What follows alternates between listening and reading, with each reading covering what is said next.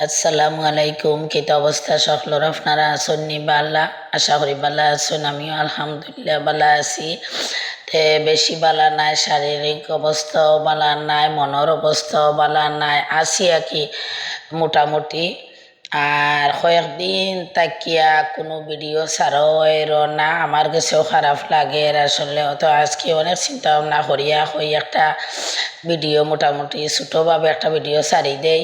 তো আইলাম আমার বিছরার মাঝে, যে বিছাত আমার সবজি লাগাই, ওই দেখো বিছার মাঝে আইয়া গাছে অবস্থা খারাপ, কিছু গাছ লাগাইয়া গেছিলাম। ওই দোকা এখানো সুপারি গাছ, অনেকটা সুপারি গাছ একবারে রাউন্ড দিয়া লাগাইছি, অত বালা লাগে দেখতে।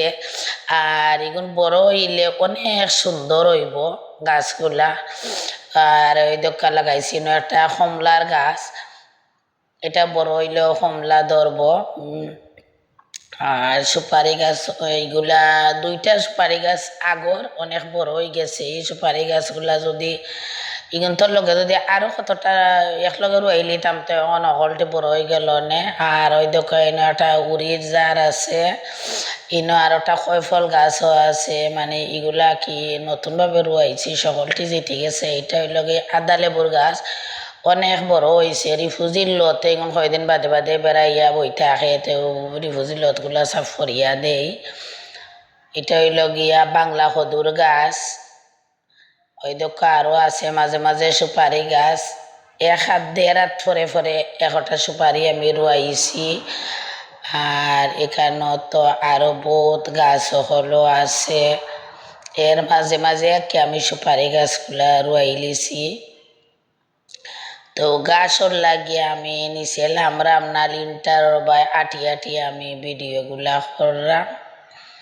আর ওই দেখো আপনারা দেখাইলাম আমি আমার গাছ গাছ। এনে একটা নিম পাতার গাছ এমন সুন্দর হইয়া ওইছে, অনেক লম্বা, কিন্তু নিম পাতা গাছের স্বাস্থ্যটা খুবই খারাপ, একবারে হালকা চিকন।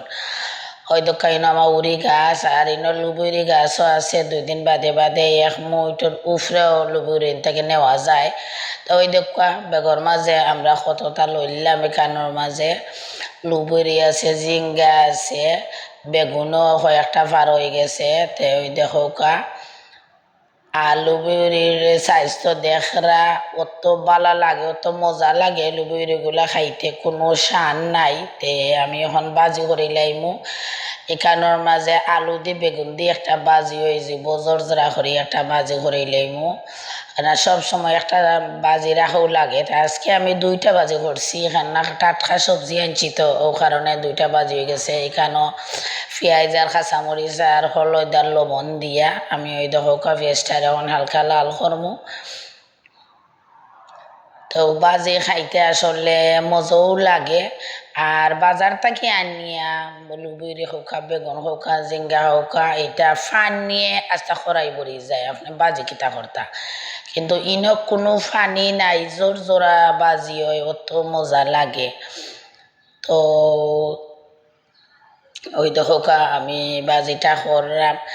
আর আপনারারে বাজি করার সময় একটা দৃশ্য দেখাইমু, জানালা ভাই অনেক ভালো লাগে দৃশ্য দেখি দেখি আমি রান্না বাড়া করলাম। ওই দেখো আমার লুবুরি বাজি কত সুন্দর লাগে, কালারটা দেখতে সুন্দর, জেলা খাইতে হলা। ওই দেখো কি সুন্দর দৃশ্য। তো দৃশ্যগুলা দেখি দেখি আমি রান্না বাড়া করলাম, অনেক ভালো লাগে, আমার মনটা ভালো হয়ে যায়।